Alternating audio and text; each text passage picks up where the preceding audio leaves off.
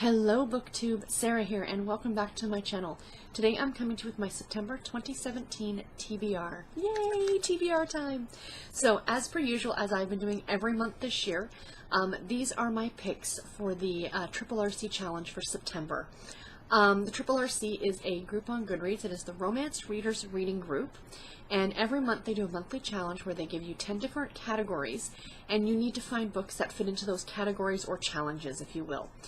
I have actually joined another challenge on the Triple RC group that I will talk more about at the very end of this episode, which is going to also give me books for my TBR, but I don't have what books those are just yet. So let's jump in and get started. Category number 1 is S is for September. Read a book that starts with S, or a book whose author's first or last name starts with an S. And the book that I chose is Safe by the Marshal's Side by Shirlee McCoy. So I'm getting the S for the title and the S for the author. This is a love-inspired suspense novel, and it's about a woman who is set to testify against a very bad man, and a U.S. Marshal is sent to protect her before she testifies. So this should be a really good one. I will be reading this one on ebook. Category number 2, Happy Anniversary. Read a book that was published in September of any year, or read a book of a Triple RC member that joined in September of any year, and I always pick the member. And the book that I found is Rookie Move by Sarina Bowen. I will be listening to this on audio. It is narrated on audio by Nicole Zazzalera, I hope I'm saying that right, and Rock Engel. So this is a dual narration, which is interesting. There's a couple of them that I've got this month, so that'll be kind of fun. This is the first book in the Brooklyn Bruisers series, and as you can tell from the cover, it is a hockey romance. It's about, I guess, a couple that were together in high school, and then she leaves him, and I guess this is like some sort of a AAA team. Yeah, so it sounds like fun, interesting looking cover, and I'm looking forward to reading it. Category number 3, Featured Author Challenge. This month it is Sabrina Jeffries, and it's read one book written by Sabrina or any other author with her first or last name. So I'm actually going with the author itself. And my library had a few of her books on audio.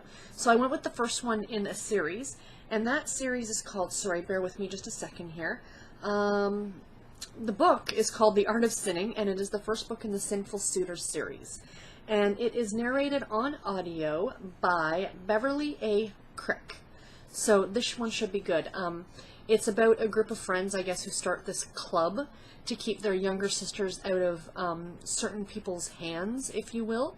And the main lead character in this one is an artist, and he agrees to paint one of these sisters. And I guess in exchange for him allowing, or her allowing him to paint her, he agrees to show her kind of the underbelly of society. So it sounds really interesting. Her books are supposed to be extremely steamy, so I am looking forward to it. I think it's going to be a lot of fun. Category number 4. September is Happy Cat Month. Kind of love that. The special month is brought to us by the Catalyst Council to help spread education and awareness about the health, welfare, and importance of companion cats. I could not agree more. A happy cat means a happy household, right? Right. Read a book that has a cat on the cover or in the story, or read a book that makes you feel either royal or fuzzy or happy. So I went with a book that has a cat on the cover and in the story, and that is The Next Best Thing by Higgins. Again, I will be listening to this on audio, and it's narrated by Exie Sands, who I have heard does a pretty good job with her stuff, or I know Jen from Today's at Jen's Library enjoys her narration, so I'm looking forward to this one. This one is the second book in the Gideon Cove series. I will be reading the first book later this month. This ties into the other challenge I will be doing, so stay tuned. But this is about, now these are like companion novels. They are ones you do not have to read in order. The first time I read this book and the other book, the first book in the Gideon's Cove series, I didn't read them in any kind of order, but it doesn't take away from the story. This is about a woman named Lucy, and she is a widow, a young widow. And it's essentially about her life and getting back into her life after losing her husband. Her mother was a widow, her aunts are widows, her sister has, like, pun intended, a death grip on her husband because she's afraid she's going to become a widow too, because it like runs in the family. And this cat, this book features a cat. It's the only one I think of her books that actually the lead character has a cat instead of a dog. The cat's name is Fat Mikey. This is going to be really good. I love her books. This is the one that made me cry the most out of all the ones I've ever read by her. So I am actually really looking forward to rereading it. Category 5. The 5th of September. Be Late for Something Day. Be Late for Something Day reminds us that sometimes, just sometimes, it's okay to let things slide and not be quite on time. Read a book that could either make you stay up late or be late for some appointment. And the book I picked for this one, I was able to fit my Crew of Hunters book in, is The Hexed by Heather Graham. Again, this is another one I'll be listening to on audio. It is narrated by Luke Daniels. I am listening to The Cursed right now, which is book number 12 in the series. And it's also narrated by Luke Daniels, and he's doing a really good job. I kind of had a weird time at first reading these books narrated by a man, but it absolutely works, and I really, really like them. So The Hex takes place in Salem, Massachusetts. It has to do with witchcraft and things like that. Perfect for this time of year, you know, leading into the fall, and I can't wait. It's going to be so good. And that's probably one of my favorite covers of any of the Crew of Hunters novels so far. Category number 6. Read a book day. Reading has been proved to lower stress, so read a book that relaxes you or takes you away from the stress of the actual world.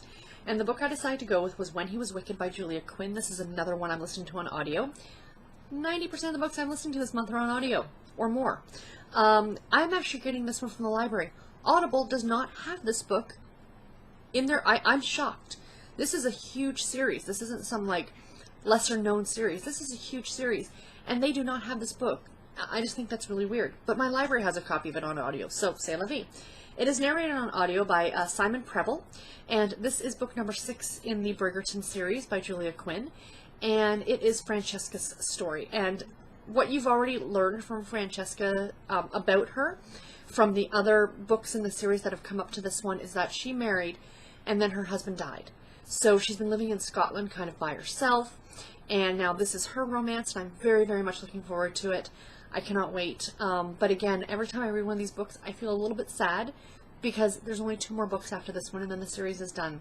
So thankfully, she's writing another series sort of about the Bridgerton family. But anyway, that's neither here nor there. Category number 7. The 15th of September. International Dot Day. I don't know where they find these categories. This special day has been invented to encourage people to harness their creativity. Read a book where there are dots, where there is a dot or dots on the cover. For example, a dot on lowercase title letters, I and J, or an exclamation point dot. If you look at the cover, there's the strings of lights. Those are little dots. That's why I'm going with this one. This one I'm also listening to on audio. It is being narrated by Meredith Orlow, and this is essentially the story about Houdini's wife. And I think it's got something to do with their relationship. It is a fictionalization. It's not a nonfiction work. But I'm really, really looking forward to it, and I cannot wait to read it. I don't know if I said it's by Victoria Kelly. I'm sorry, I can't remember if I already said that, but yes, I'm very much looking forward to this one. Category number 8, the 20th of September, Punch Day. The word punch actually means 5, a word originating from the Houdini, or Hindustani, I'm sorry if I'm saying that wrong, word paunch. It celebrates the traditional punch base recipe of 5 key ingredients. Alcohol, usually spirits, lemon or other fruits, sugar, water, and tea or other spices, example cinnamon. Read a spicy story or a book where there are a number 5 in either the release date or the page number. So I'm reading The Guardian by Cindi Myers. This is my other ebook that I'm actually reading, and this is a Harlequin intrigue novel, and it was released on May the 5th, 2015. 5th month, 5th day, 2015. I think that fits the category. This is about a woman who has come back from Afghanistan, so she's actually a soldier, which you do not see a lot of, that it's a female who's the soldier. And she's back, and I guess on her ranch, she's in Colorado, they find a dead body. So now her and the lead investigator are working on to find out what happened. And yeah, it sounds like a really, really fun story. Cindi Myers is a great author. This is going to be a fabulous book. Category number 9, the 25th of September, One Hit Wonder Day.